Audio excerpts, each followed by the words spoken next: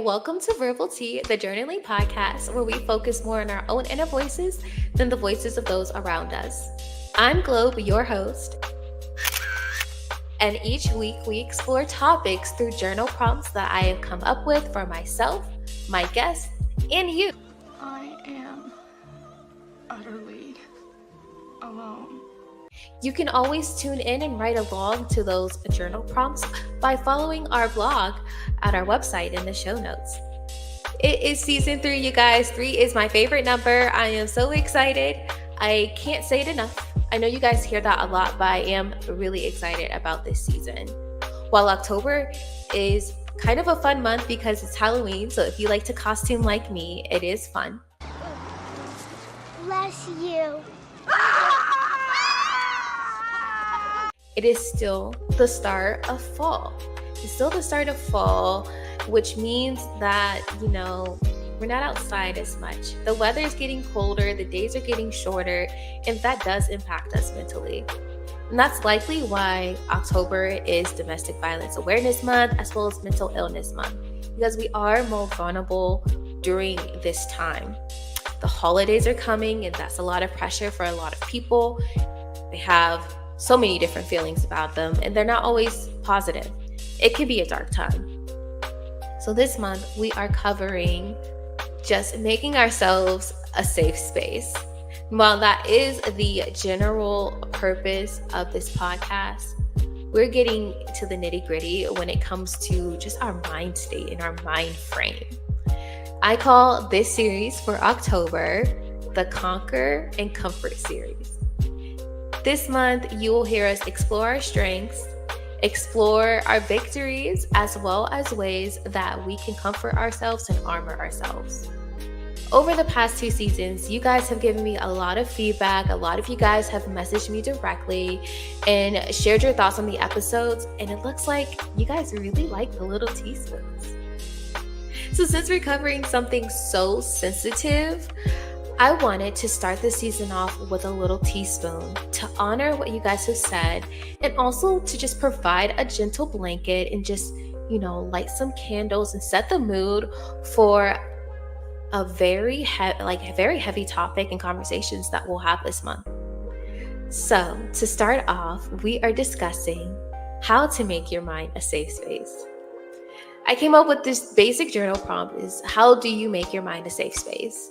And in list form with rambles and annotation, I came up with all these different ways that I am making my mind a safe space. And I'm going to share with you guys my top 5 ways that I do.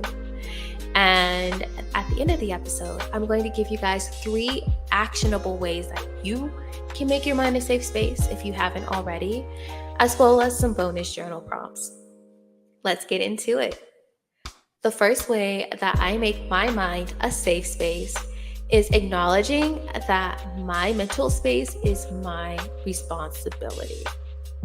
I had to reframe how I thought of boundaries because the way I was thinking of them before was resulting in driving myself crazy. Truly. I was compromising boundaries to respect other people's and make other people feel good, and kind of just, not being that good to myself and becoming bitter because of it. But now I know my boundaries are my responsibility. As community-based as I am, I know the truth is that no one owes me anything.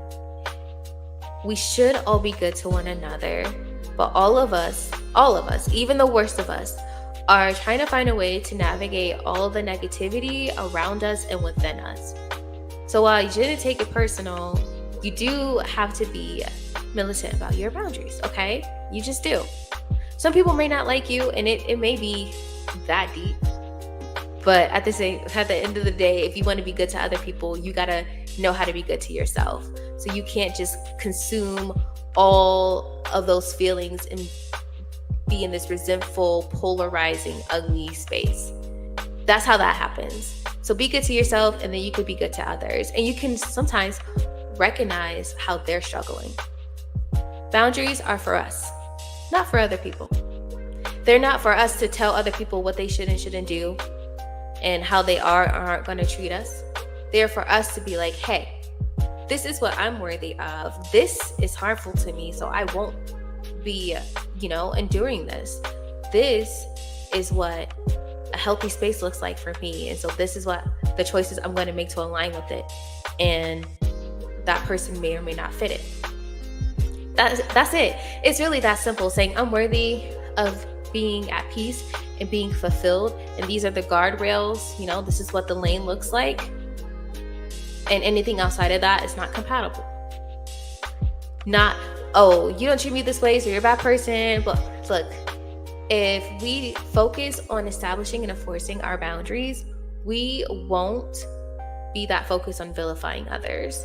And in turn, we are kinder to people. Seriously, I promise that's how it works. So think about it like peanut butter, having an allergy to peanut butter, which is dreadful. And I hate that some people are allergic to peanut butter because peanut butter is amazing. But if you're allergic to peanut butter, are you going to be mad that other people are eating it? No, it's not their responsibility to stop eating peanut butter or never make peanut butter sandwiches or peanut butter food. It is your responsibility to be mindful that other people enjoy it. Some people can only afford that for their work lunches and, move accordingly. Now that's oversimplified, but it helped me reframe it a bit. And in turn, I get to be a lot kinder to people because I am not focused on whether they have me effed up or not. I'm like, okay, that's not going to work for me. And that's it. That's not going to work for me. I wish them well, because people can be good people and not good for you. And understanding that your mental space is your responsibility makes that easier. I can ramble, but I'll start to sound like the Aquarius I am, so we're going to leave it there. Your mental space is your responsibility, and boundaries are made for you, not for other people. All right. The second way I make my mind a safe space is I make my home a safe space. That is where I get to be. My home is where I pay to live and where I rest and where I eat. Your home should be unapologetically you. So that means decorating, getting your favorite colors somewhere in the mix in that decorating. Also just, having your favorite things there and being free within your home. So for us, we have our place is decorated, and it's decorated in a way that I love. I love my family so much, and we love each other. So we have pictures of each other all over the house. I am very creative. My children are super creative. So we have lots of crafts so that at any given time, we can just, we can whip up something. We got some construction paper, some glue, toothpicks, all that. So we can whip up a craft to get our creative, spirits going. Another thing is we are free to express ourselves here. We can say the feelings that aren't positive and say that's how we're feeling. We can say we're feeling sad. The kids can tell me they just need a hug or need to cuddle or need, alone time where they just might want to just rest underneath our happy blanket and watch one of their favorite movies. That's part of making your home a safe space. Your home is not just a utility. It is your sacred haven. So think about that. How are you making your home a safe space?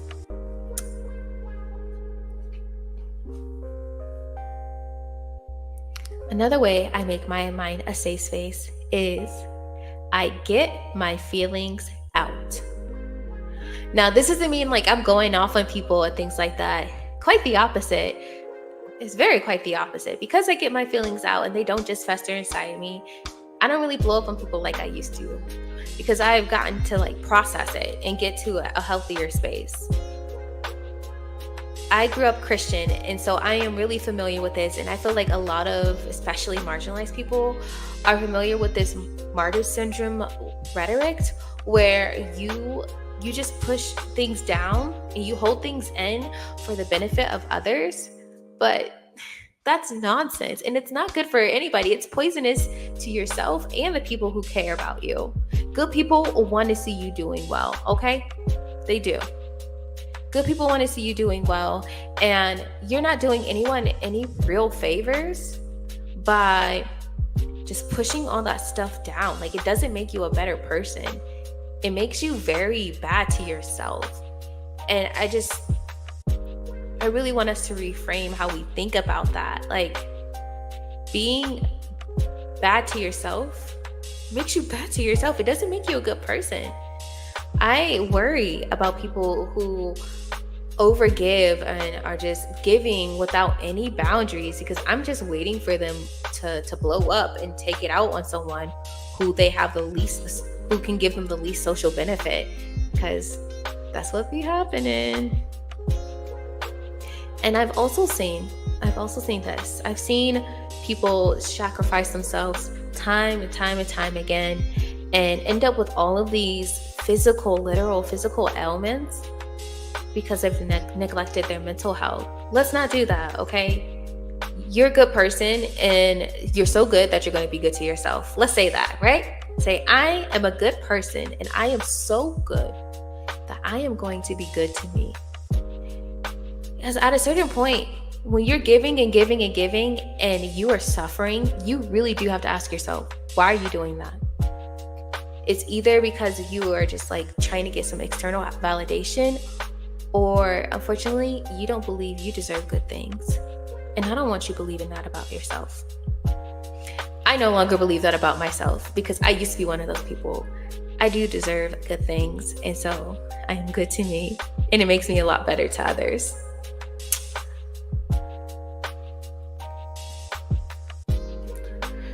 Another way that I make my mind a safe space, and this is a big one, is I monitor what I consume. We have all heard the saying, you are what you eat, right? You are what you eat. Okay, well, you are what you engage with now. Let's think about social media, okay? Let's go there, because I'm on social media, all right? I'm going to be honest with myself. That's another little thing I make my mind a safe space. I'm honest with myself about my limitations, my flaws, and my intentions. But let's focus. I'm online. I like social media because I like connecting with people. But social media once was a place that I didn't like, and it was kind of my fault. I was engaging with stuff I didn't like, arguing with people I would never even talk to, like just gross, honestly gross. And so I didn't feel good about it, and I was in a dark space. But now, for the past year and a half, I have made the algorithm my bitch. And that's what you should do. What I've done to make the algorithm work for me is I actively engage in what I enjoy, and I don't engage in what I don't. I feel like a lot of people, they passively engage with what they like and then actively engage with what they don't. What I mean by this is, if you see a nice picture of someone, you're going to go ahead and give it a heart react and keep scrolling.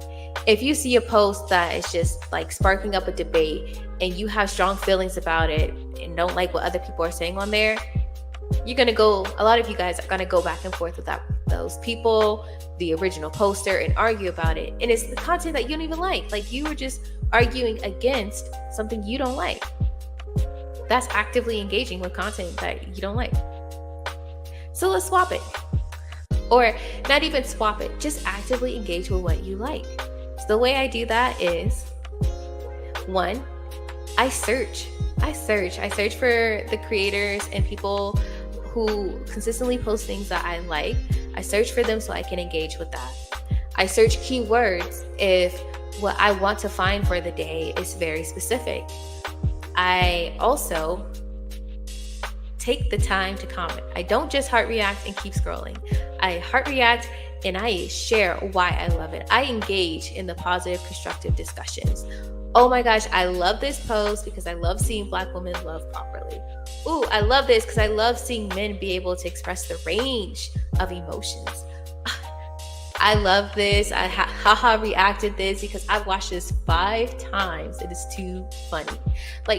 Saying that, tell the algorithm what you like, because everything you're engaging with is sending a message. And when we're constantly being sold to, I like the products to at least be something I enjoy.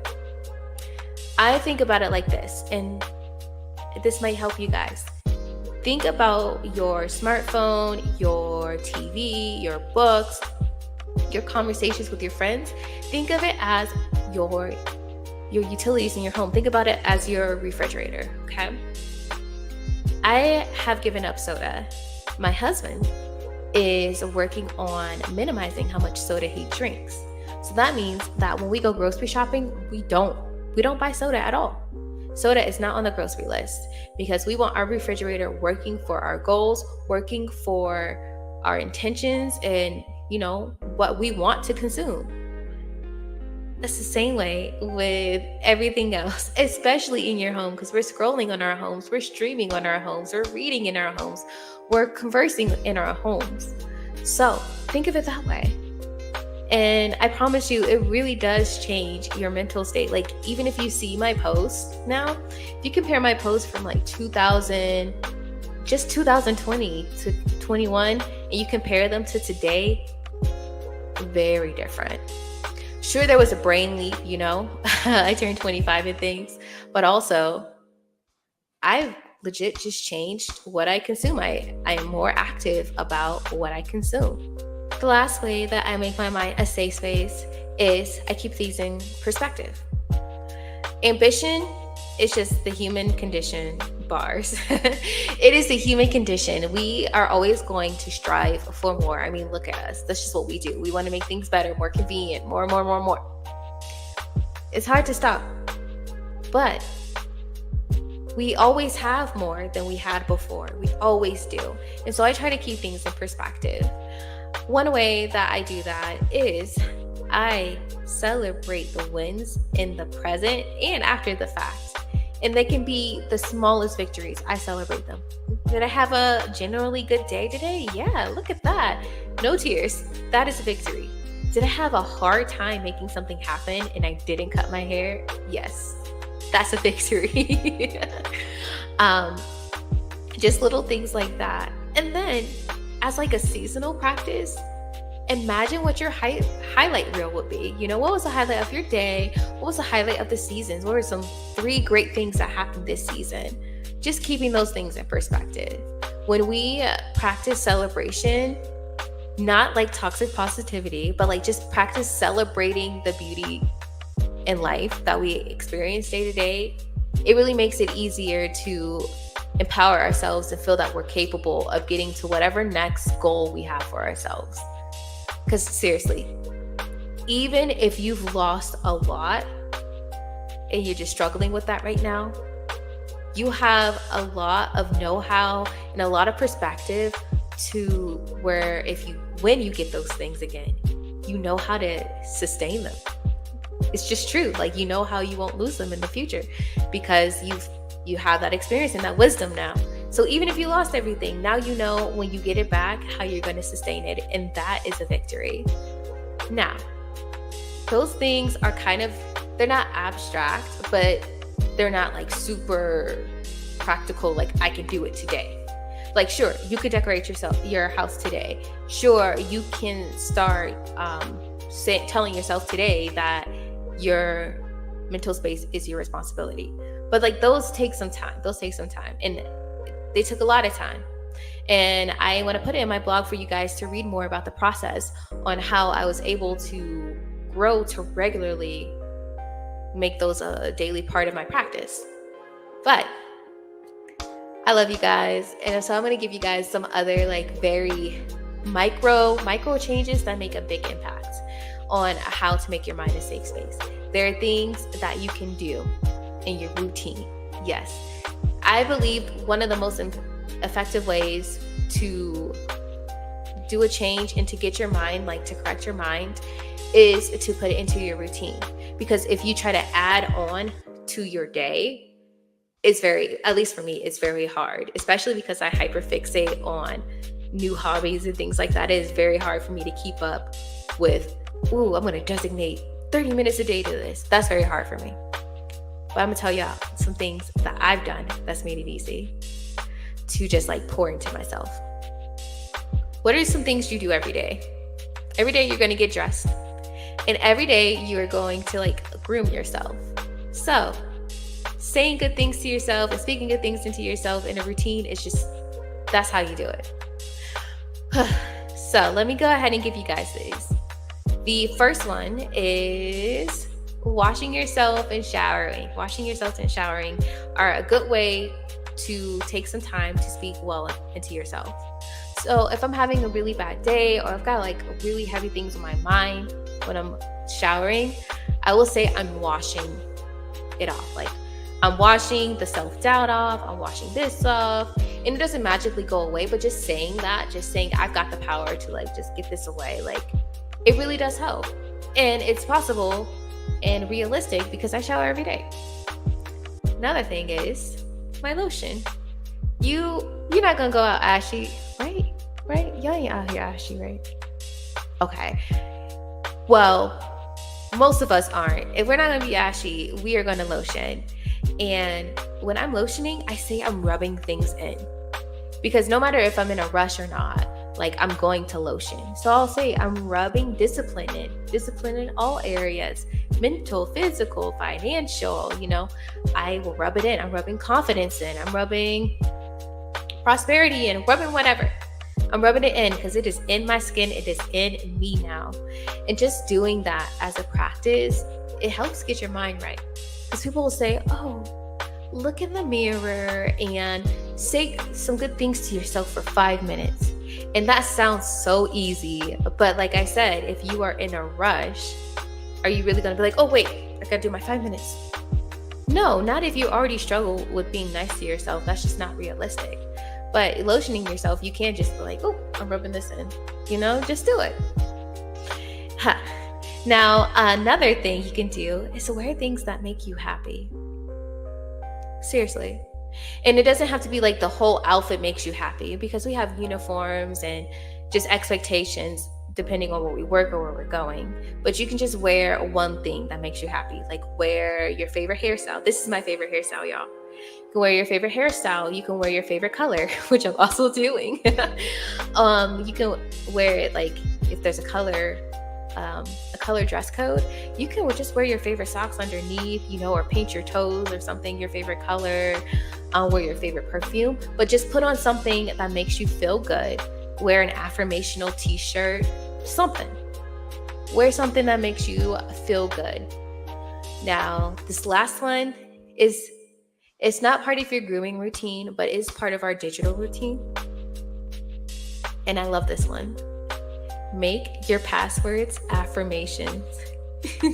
Seriously, my husband makes fun of how long my passwords are because they're full sentences or full phrases. And I don't know about you guys, but a lot of our jobs do make us change our passwords every 90 days.